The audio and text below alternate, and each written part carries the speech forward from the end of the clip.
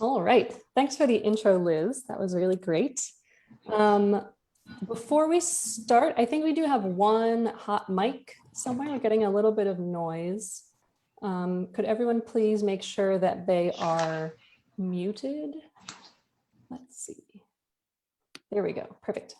Okay, thanks for that intro, Liz. That was great. I'm so happy to be here. I am a postdoc right now at the Smithsonian, like Liz said.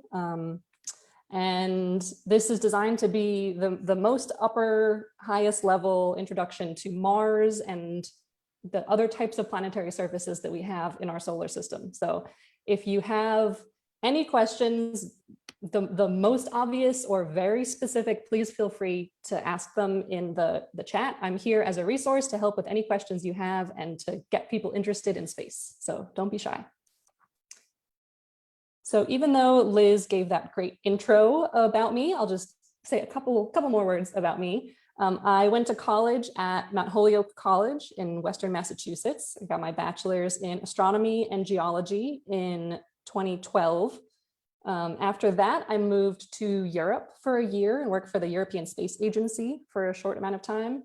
And then I came back, got my PhD at Brown in Providence, Rhode Island. And for the last almost 3 years, I've been at the Smithsonian, like Liz said, working on the OSIRIS-REx mission, studying asteroid Bennu, which is super interesting. And I'd be more than happy to come and talk about that at a later seminar, more than happy.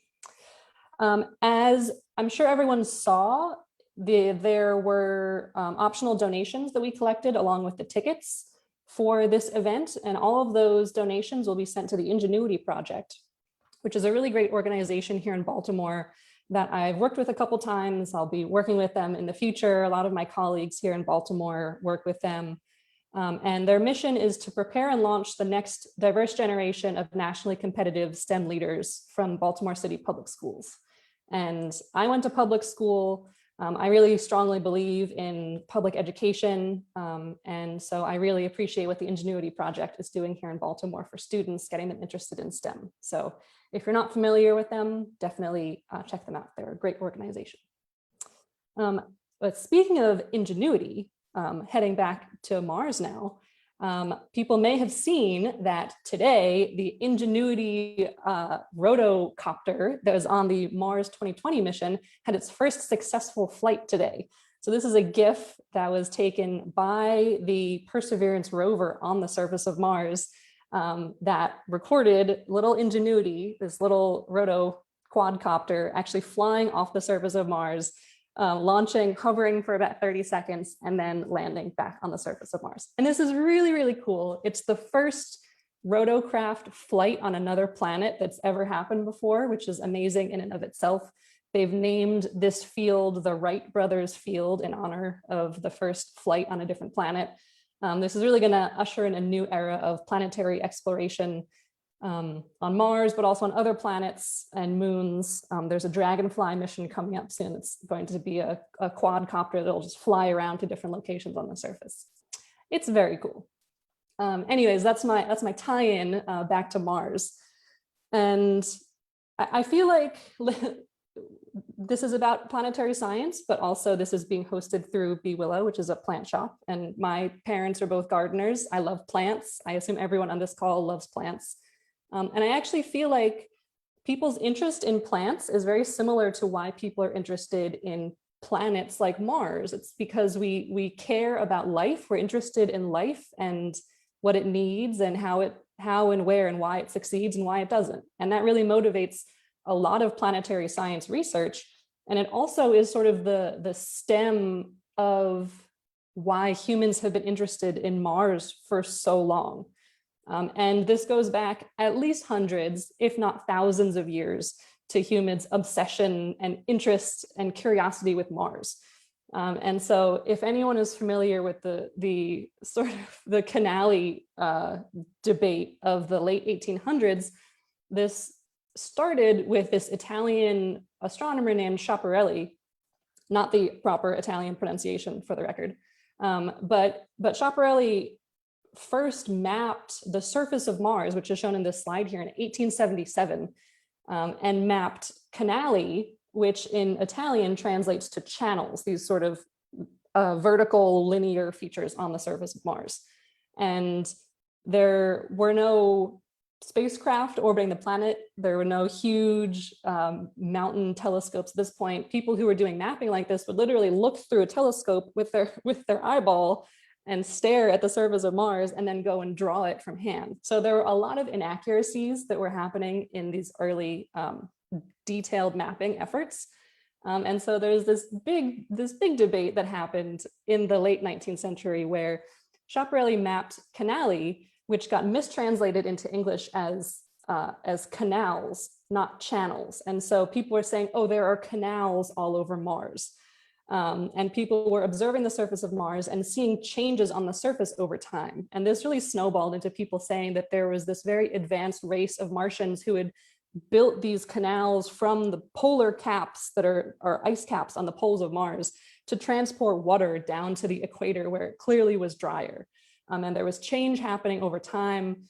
And so clearly this was evidence of this advanced life form on the surface of Mars. And this really came to a head by the American astronomer Percival Lowell, who the Lowell Observatory is named after. He really latched onto this and mapped canals all over the surface of Mars and these dark spots that he was saying were lakes or seas from these canals. And he was convinced that Martians built these canals to transport water across the surface. And you can actually see this is one of his maps about these linear canals and these oases, these circular dots on the surface. And he would go around to people's houses and do like evening parlor talks, sort of like I'm doing now. He would go to people's houses and talk about these channels, these canals that the Martians built. And they were an advanced, what was his phrase? Advanced but desperate race on Mars, trying to save their planet that was dying and drying out. So they had to build these canals.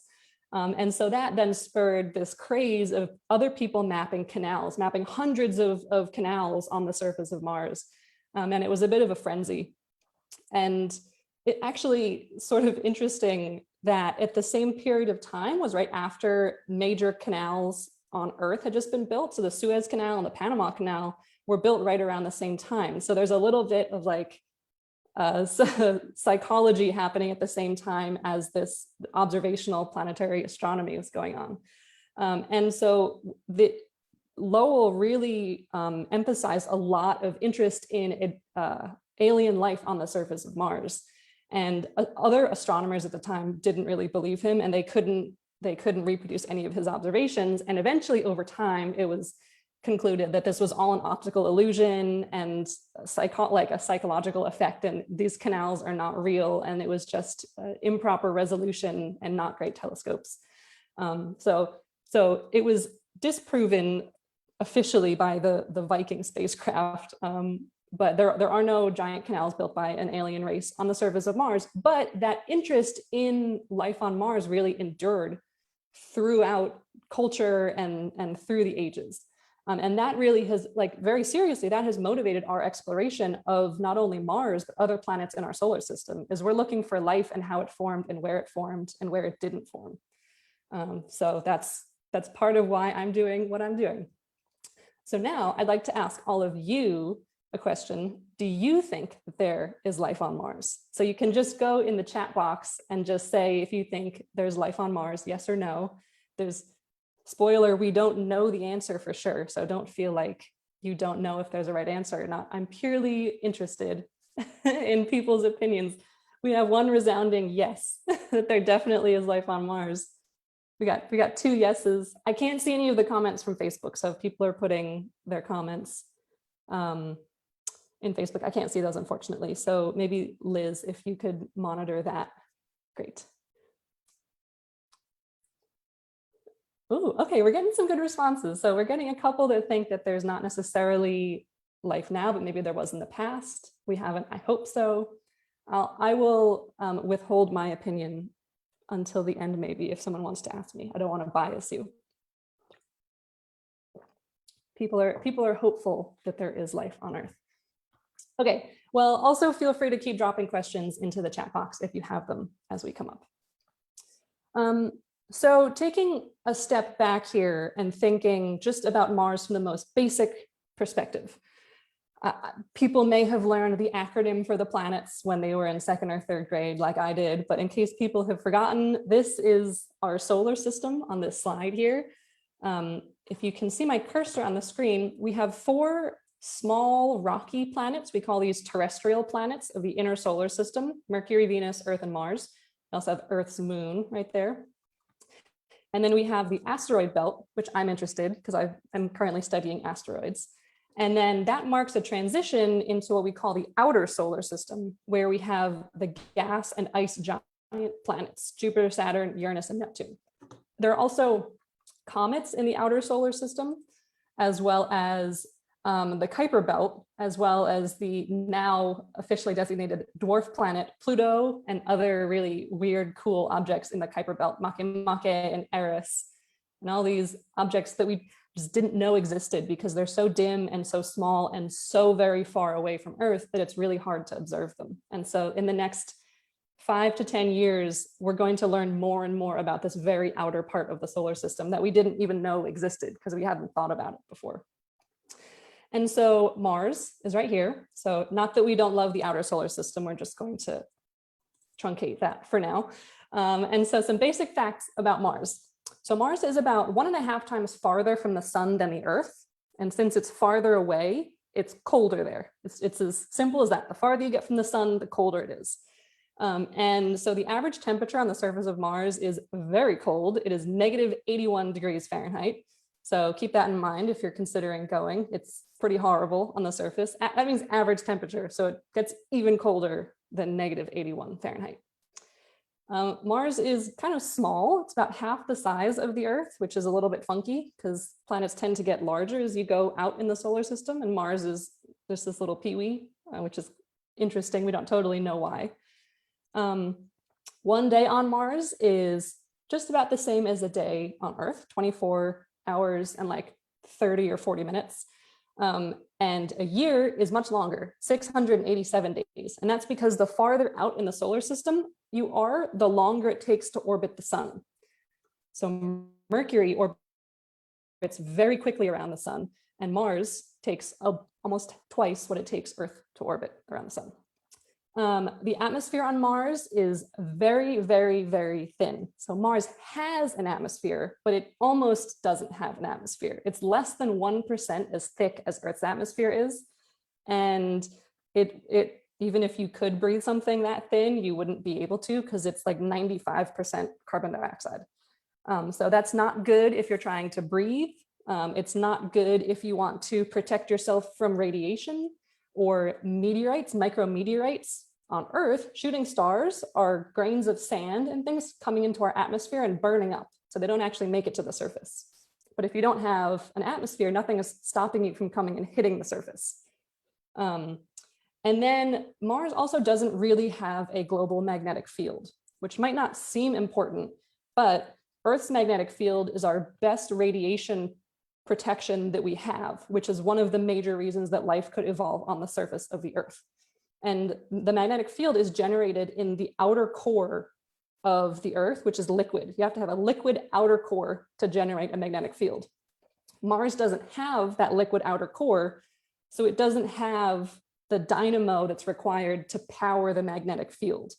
And so there's a little bit of magnetism that is from some ancient impacts, and there was a dynamo in the past, but basically there's almost no radiation, there's almost no magnetic field on the surface of Mars, which means that there's almost no radiation shielding on the surface. So thinking back to that question I asked before, do you think there's life on Mars currently? If there is life, it has to exist in freezing cold temperatures, far away from the sun, with a very, very thin, very carbon dioxide rich atmosphere with little to no radiation shielding. So it's not exactly an easy place to live on the surface. Someone dropped in the chat, extremophiles, which yes, that's one of the like cheat answers, like, oh, it's just an extremophile, it's fine. But they're very cool. And we can talk about that later when we talk about life a little bit more. But I am a planetary geologist. I look at geologic features all day, every day. So I would love to tell you about some of the major geologic features on Mars. So the image on the left of this slide was an image taken from the Hubble Space Telescope, which I love Hubble. I think it's very cool. And you can see that Mars is red, which is sort of a thing that we all know. But why is it red? Well, the surface materials on Mars are made of mostly of a volcanic rock that is very rich in iron. And so when the rock is first formed, it's basically black. But the iron in that rock oxidizes or rusts. And when iron rusts, it turns red. So basically our understanding of the surface of Mars is that all of this iron in these rocks have rusted over time. And that's why the surface is red, which is pretty cool. It's not red everywhere. You can see some regions are a little bit blacker. It might mean that those regions are a little bit younger, excuse me. So the iron in those locations hasn't had time to oxidize, to rust. You can also see their polar caps on both poles of the planet, and you can see some clouds as well, because there is an atmosphere. It's just very thin, but thick enough to have some clouds and dust storms, etc. And then these two maps on the right side are showing Mars, a topographic map showing you the altimetry of the planet. And so there's two major things that we see from this topographic or altimetric map. The first one is that the northern hemisphere of the planet is pretty much all at a lower elevation or a lower altitude than the southern hemisphere. So the northern hemisphere is pretty much all blue. It's also much younger than the southern higher latitude regions. And so something at some point in the past had to basically rip off or resurface or remove basically all of the northern hemisphere of the planet. And we don't know exactly what that is. We have some ideas, but that's still an active area of scientific debate. And then the other few things you can notice are this giant red blobby region on the left-hand side of the image. These little white, very high-standing blobby things, this huge crack in the surface of the planet, and this very, very large hole over here. So this hole is called the Hellas Impact Basin. It's the lowest point on the surface of Mars. A huge, huge impact billions of years ago on the surface blasted this hole in the southern hemisphere of Mars. And it's the same exact process that formed all these other smaller circular depressions. These are all impact craters all over the surface of the asteroid, oh boy, all over the surface of Mars. So let's look at some of these other geologic features in a little bit more detail. So first, we can look at volcanoes, which I love. This image on the left is the volcano Olympus Mons. This is the tallest volcano in the solar system. It's absolutely massive. It's basically as large as France. It is 16 miles high, which is basically twice as tall as Mount Everest. Although I always have a gripe because Mauna Kea in Hawaii is actually the tallest mountain on Earth if you include all the portion underneath sea level.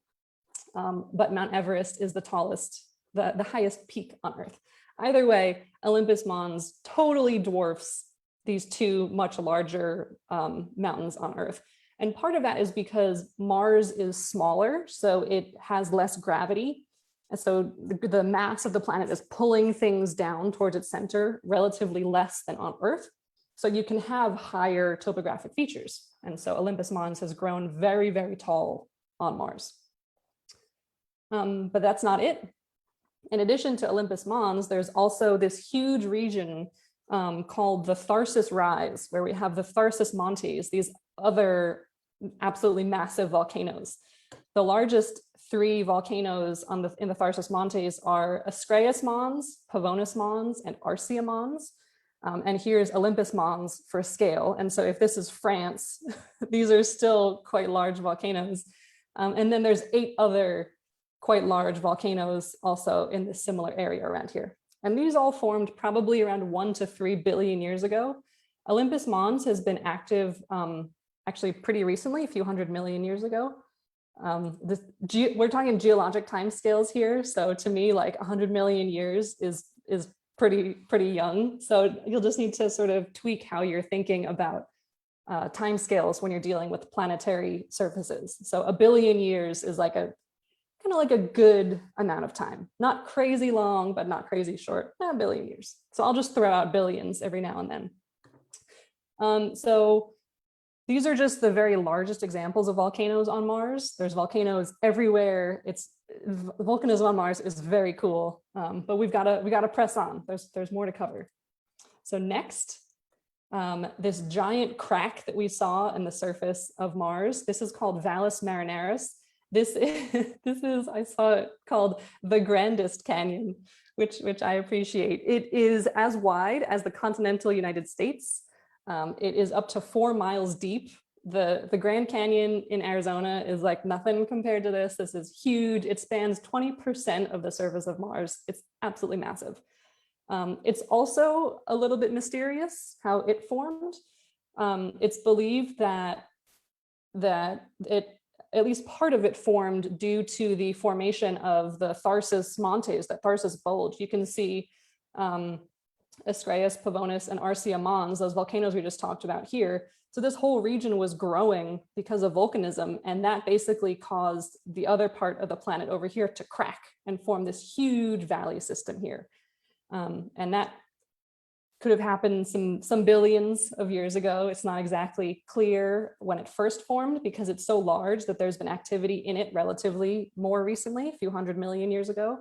But at least part of it formed a very long time ago, several billion years ago, and then some of it's been modified a little bit more recently. And the eastern part of it was probably formed by huge amounts of water flowing across the surface and eroding channels into the surface that carved part of it. And speaking of flowing water, there is also tons of evidence for liquid water flowing across the surface of Mars. And these features did not form recently. Liquid water is definitely not stable on the surface of Mars today because it's so cold, the atmospheric pressure is so low that water, if you expose ice, if you put a block of ice on the surface, it will sublimate. It'll turn from solid straight to gas. It won't even melt. The pressure is too low. So if you put a cup of water on the surface, it would just boil into gas quite quickly. So these features, like we see here, the feature on the left is called an outflow channel. This absolutely massive amount of water bursting onto the surface and flowing in this image to the right here and carving these very wide, deep channels that are like tens of kilometers wide across the surface.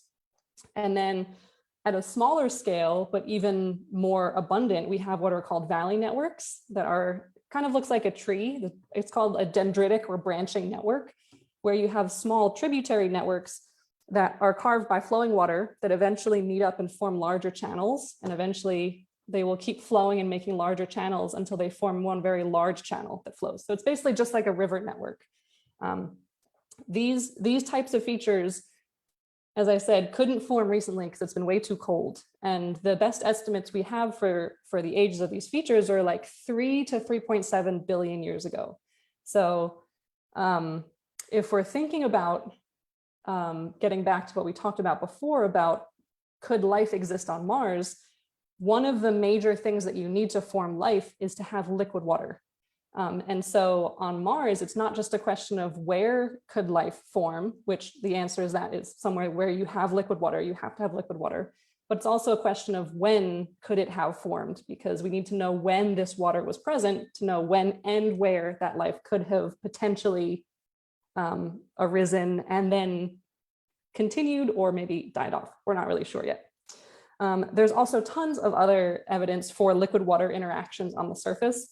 When water interacts with rocks, it alters those rocks, and minerals that did not need water to form will turn into different minerals after they're in the presence of water.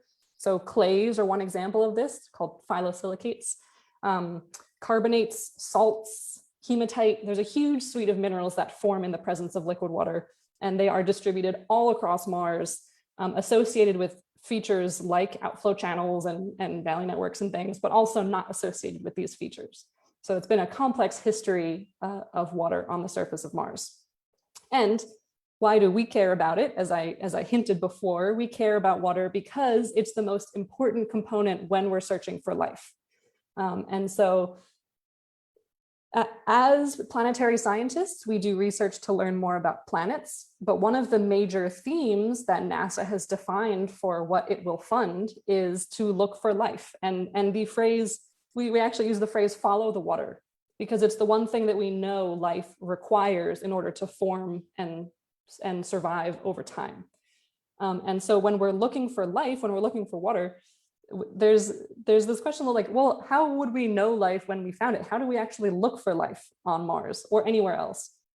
So the first kind of most obvious answer is to just look for it. Just, hey, you know, it's sort of like the Lowell idea, like, well, there's an alien, okay, there's life there. Obviously, we haven't been able to do that, but there's other ways of looking for life. If you see fossilized life somewhere preserved in the rock record, that would be conclusive evidence that there was life present. It's not there now, but it was there before. So if you found a dinosaur bone, you would know that there was a dinosaur there at some point in the past.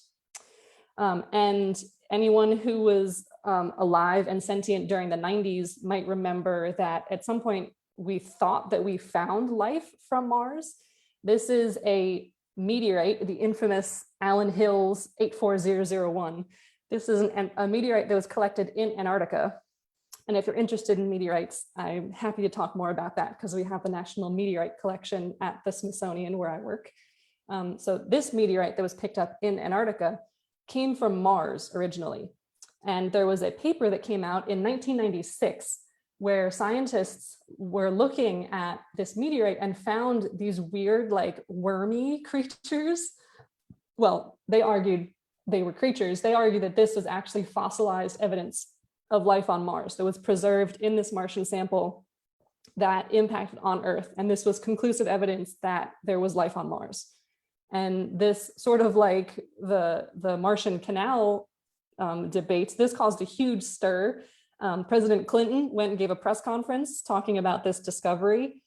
It was met with a lot of skepticism when it first came out because the size, like the spatial scale of these things didn't make any sense for any kind of life that we knew about on Earth. It wasn't clear if this, like what it is, let alone if it could have been formed from biotic or abiotic, like biological or not biological processes. And in the intervening years since 1996, the scientific consensus is that this is not evidence of life, that these little wormy creatures are just naturally produced in geologic processing that can happen. And so while it's really disappointing that this was not evidence of life in a Martian meteorite, this paper really helped to inspire and develop the entire field of what's called astrobiology, which is where people are looking from a scientific perspective how to search for and identify life. And so while this paper didn't find it, it's really spurred a whole new field of science, which will help us to find it if it exists and if we can find it, which I think is really cool. Okay, so looking for life has not worked so far. It's still a great plan if it works, it just hasn't worked for us yet. But the next step in our plan would be to look for places where life could have existed. And how do we know where life could have existed and could have developed? Well, we can ask ourselves, where did life form on Earth? And again, this is a huge field with so much information that I obviously can't cover all of it, but at the very basic perspective, there's two major thoughts about where life could have developed on Earth. One of those locations are shallow seas. This is a location in Australia, and these blobby things are called stromatolites, which are very, very ancient life forms that are thought to potentially replicate or mimic what early life could have looked like if it originated in shallow seas. The other, not camp, these are two good options. The other option for where life formed was near hydrothermal vents. So these black smoker volcanic eruptive centers in the deep ocean, sort of near mid-Atlantic ridges and near hot spots on the seafloor. They erupt super, super hot mineral-rich water into the ocean. And they actually are places where a huge amount of life tends to congregate and form. And so this is the other major potential place where life could have formed. And so trying to map this to Mars, we don't necessarily know that there were not hydrothermal vents on Mars. There is a sort of highly debated theory that there was a Martian ocean in the northern hemisphere, but we're not even sure if there was an ocean, let alone if there were active hydrothermal vents in those oceans. So trying to look for this on Mars is not feasible. But there are locations on Mars where water in thin deposits or thick deposits accumulated for long periods of time that could be similar to the shallow sea model. And so thinking about where we would look on Mars, the best analog that we think for abiogenesis, for the start of life on Mars, are what are called crater lakes. So Mars's surface, every planetary surface is covered in impact craters. Like you can see here, this crater rim making this sort of C shape. And certain craters on Mars earlier in its history had water, evidence of water flowing into the crater interiors. And that's in the form of this, what's called an inlet channel. There's a little channel cut into the rim of the impact crater, which had to form by liquid water flowing and pooling in the crater interior. So this crater must have been a lake billions of years ago when liquid water was stable on Mars's surface. And this crater, maybe you recognized it, is Jezero Crater. This is the landing site for the Mars 2020 mission that's been on the surface in this crater for, what, a month now, which is so cool. This is one of my favorite places on the whole planet. And so this crater is so important because it has this inlet channel here, indicating that the crater was a lake, but also it has this delta feature here. This is really what is cool about this crater. So if anyone's familiar with deltas, like the Nile Delta, or in New Orleans, Louisiana, there's a delta there. It's basically a place where a river flowing across the surface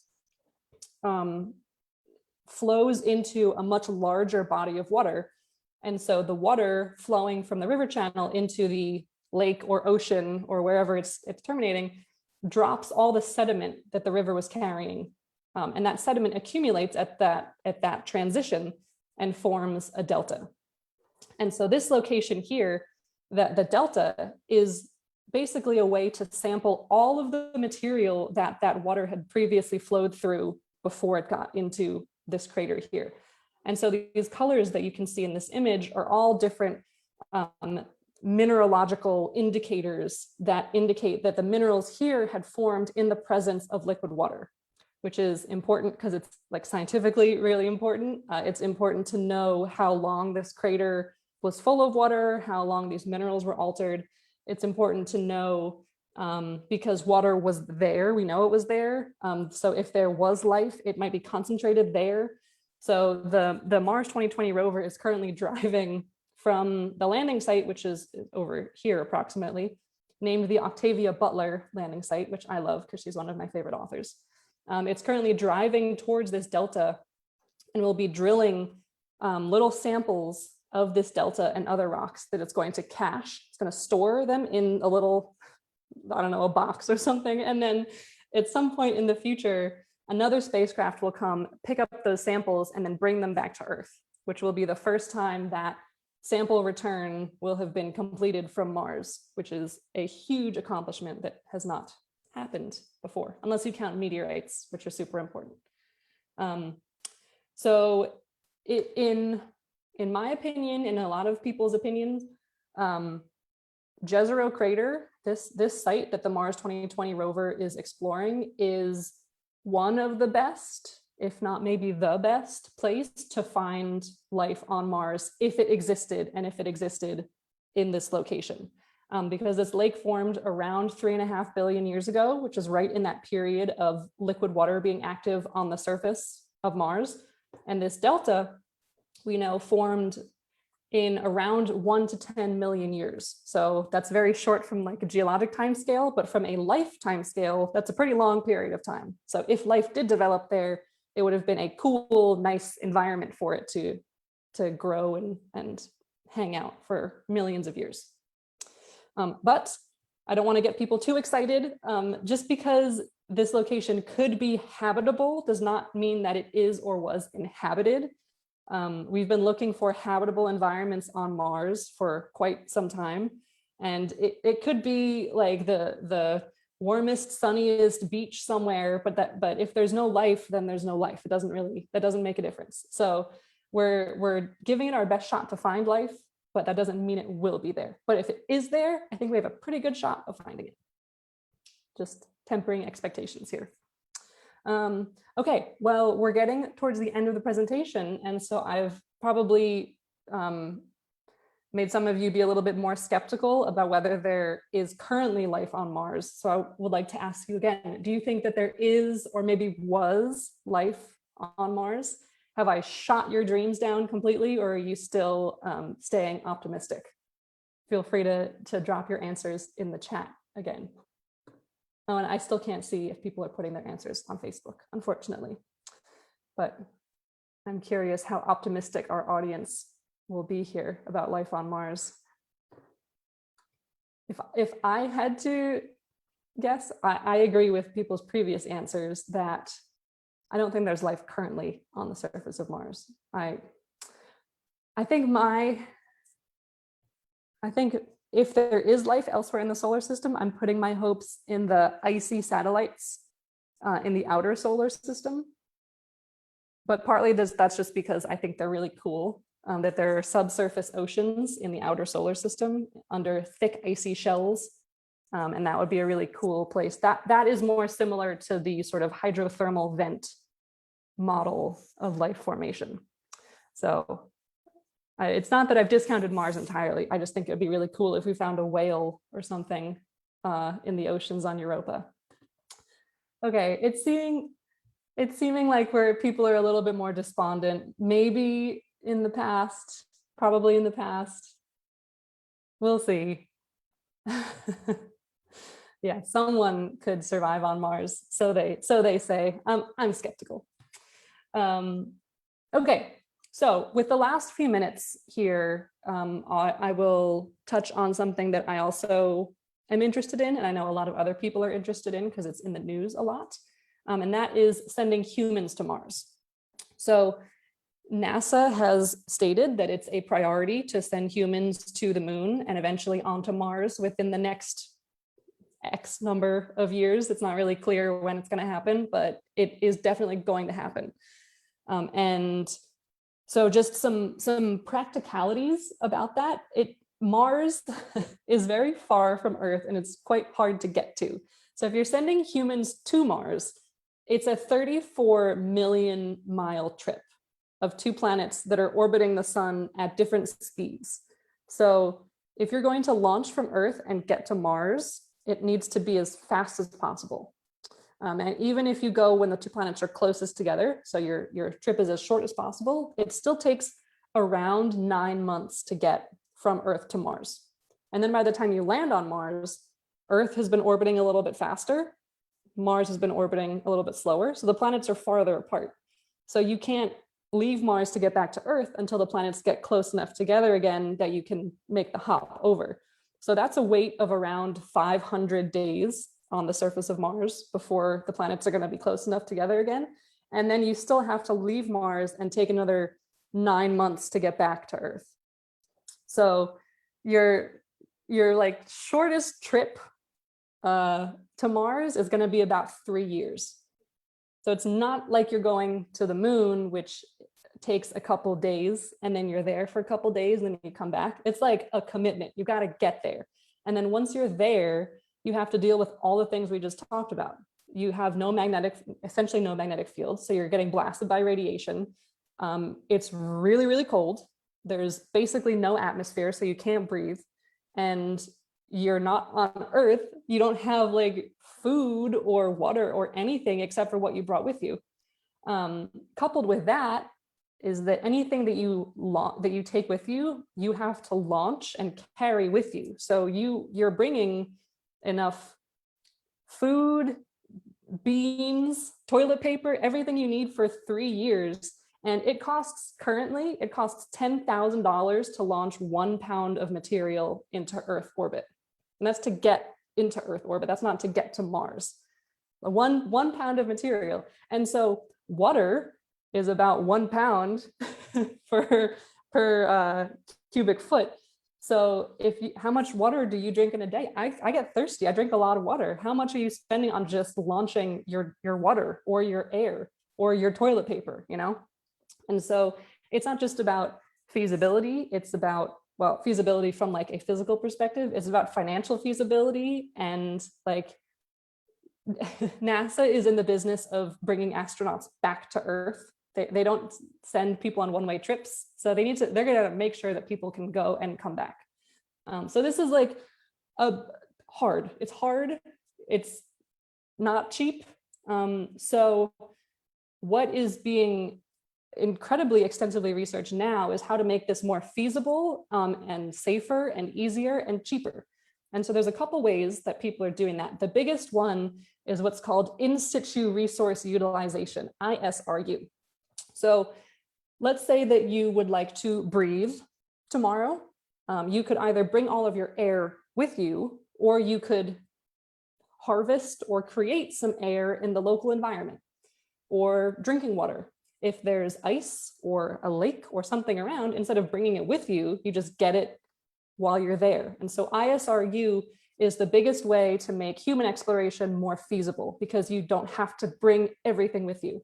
And so on Mars in particular, it's exciting because there's water ice in, it's not exposed at the surface, but potentially within like an inch or a couple inches of the surface, just shallowly buried, there's a lot of ice.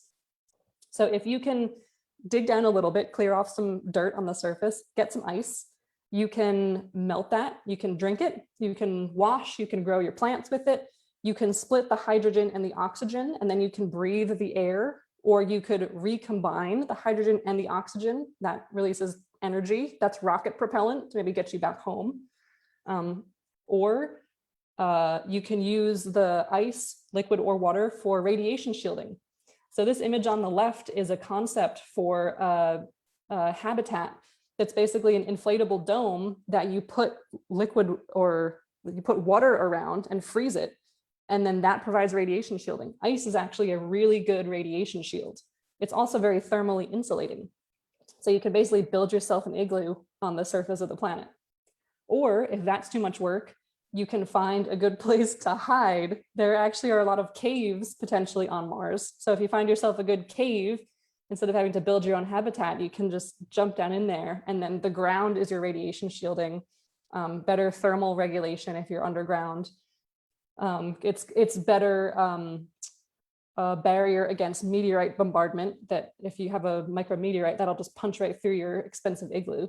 So all these sort of ideas for how we can keep humans alive. It's going to take all of these, and it's going to take even more than what I've just listed, because humans are prone to dying if we don't have everything that we need.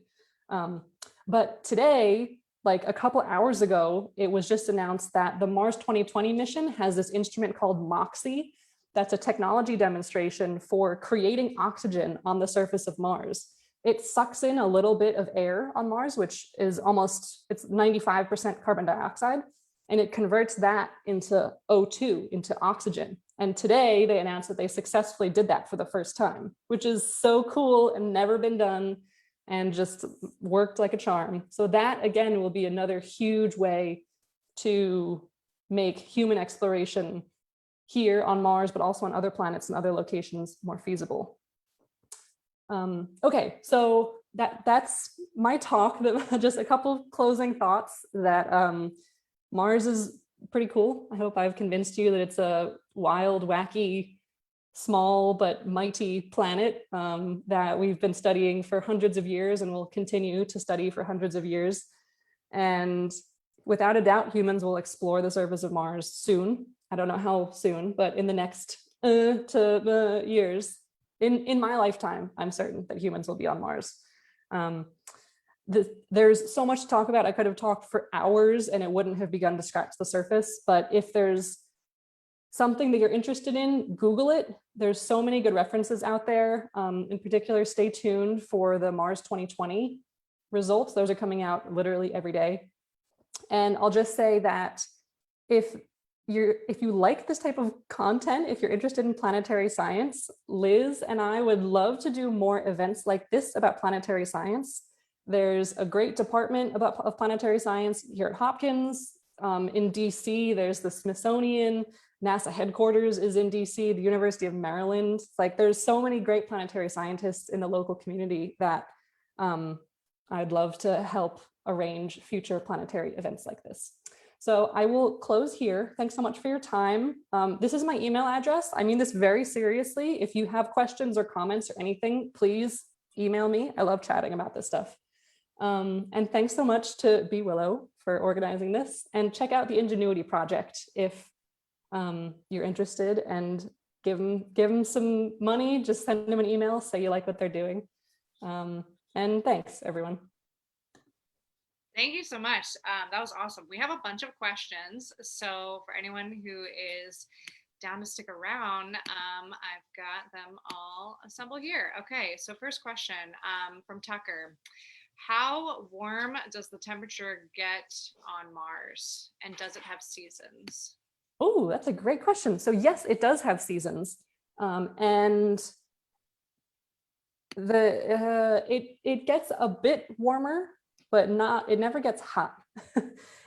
Mars has not reached the melting point on the surface for several 100 million years. So it's never gotten up to like 0 degrees Celsius in large swaths of the surface. If you get the right slopes, the right configuration, it might get to melting. But if you could melt water, it would still boil almost immediately because the atmospheric pressure is so low and there's very little water at the surface to begin with.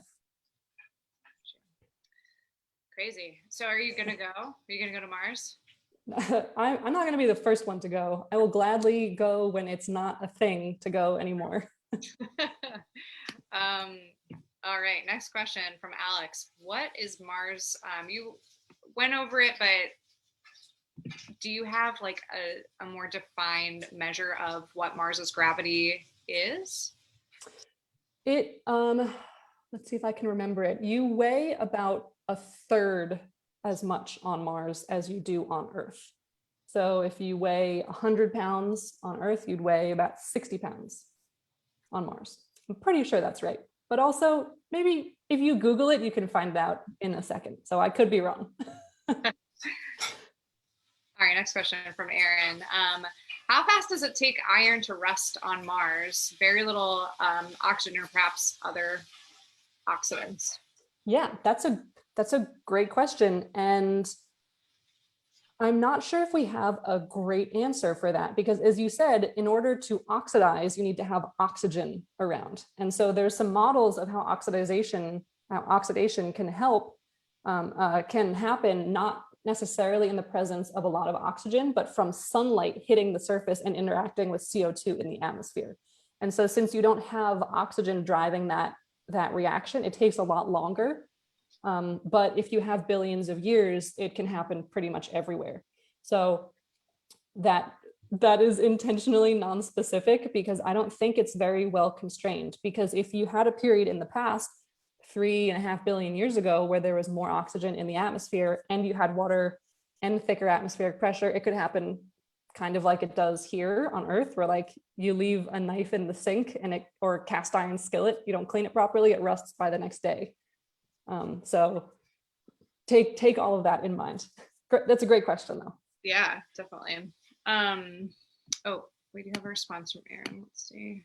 Okay, sorry. Aaron had made another comment on that. Okay, so next we have Taylor. Are these volcanoes active, and is there any way for life to be frozen if the planet is so cold?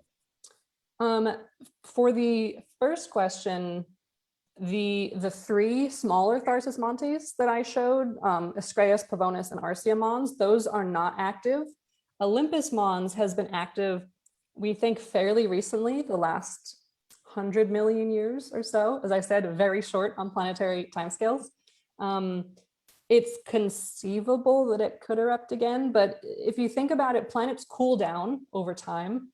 And the smaller the planets are, the more quickly they can cool down because there's more surface area relative to the size. And so every day Mars gets colder, and then it's harder for lava to erupt on the surface. So it's possible, but would be pretty unlikely for there to be any kind of big eruption. And could life be frozen? I mean, life could be frozen, not necessarily living and frozen, like tardigrades, water bears, just because it's the radiation and the pressure. It's just such an inhospitable place to exist right now that I'm skeptical that there's any sort of living life on the surface or near the surface. Gotcha.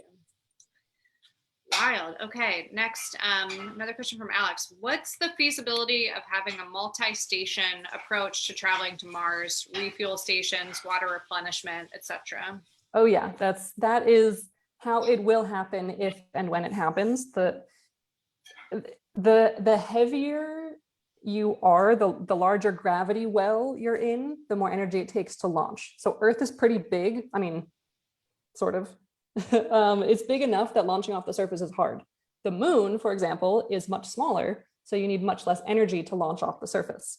So the thought is if you can launch off the Earth, stick around at the lunar gateway that's being developed, or a space station, or some sort of lunar base, and then you launch with a much bigger ship off of a smaller body from the moon, you can pack more stuff and launch more easily off of the moon. Yes, great idea, love it. Other than on the moon, it's very infeasible because then you're not in orbit around the Earth or moon. And so you're just sort of floating in space, and then that's not really feasible. Okay, two more questions here, but feel free if you guys have more after that, we can continue. From Aaron, why is there only ice below the surface? Is it to do with pressure? Yes, it's basically because, like I was saying before, ice will sublimate, so turn directly from a chunk of ice into water vapor, into gas, if it's exposed on the surface. And that's because it's very cold and very low pressure. If you put just a little bit of dirt or something else on top of it, excuse me, that will prevent that from happening. It will protect it from sunlight hitting it. It's the sunlight basically that causes that sublimation to happen. So if you can armor it with like a couple centimeters of debris, you're good. Got it. Okay, cool. And then another from Tucker, when are the rover samples due to return to Earth? That is a great question.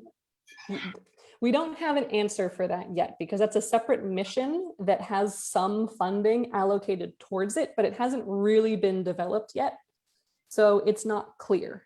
It's not, the skeptical answer is it's not clear that it will happen, but NASA is very serious about getting these samples back to Earth. So assuming it will happen, but we don't know. In the next not 1 year. In the next 5 to more than 5 years, it'll happen. Cool. And then I'm just curious, like, what is a typical day like for you? Great question. It sort of depends what I'm doing. So like today I was finishing a very long paper that I've been writing for the last 2.5 years, basically. So I wrote that up, and that's about my OSIRIS-REx research about Bennu. And because I'm working on a mission that has to get reviewed by my 20 co-authors and the hierarchy of science reviewing on the mission. So I will wait to get comments back from them. I had a couple of telecons with people for other research projects I'm working on some research proposals right now. It's all about you ask for money to do a project. If you're lucky, you'll get the money to do the project, and then you do the project, and then you publish it, and then you do the whole thing over again. So I'm in the phase right now of I'm finishing up some projects and writing them up to be published. And I'm also at the phase of my career where I'm starting to do some new projects on some different planetary bodies. So it's wheels that are spinning at different speeds in different places. So cool. And, you know, this type of class lecture, you know, to me is a great example of just sort of the bright side of what COVID has brought, which is even more interconnectedness and sharing of information. But I guess I'm just curious how COVID has affected your work and your research. Yeah, well, the OSIRIS-REx mission is a sample return mission, and we actually had to delay the date of sample collection by, I forget at this point, a few weeks, maybe a month or two at this point, because people were socially distancing, and it wasn't really, things got really complicated quickly because you're on such a short time scale, and there's almost no margin for error on an asteroid like Bennu, which I can talk about in a later event if you want to do it.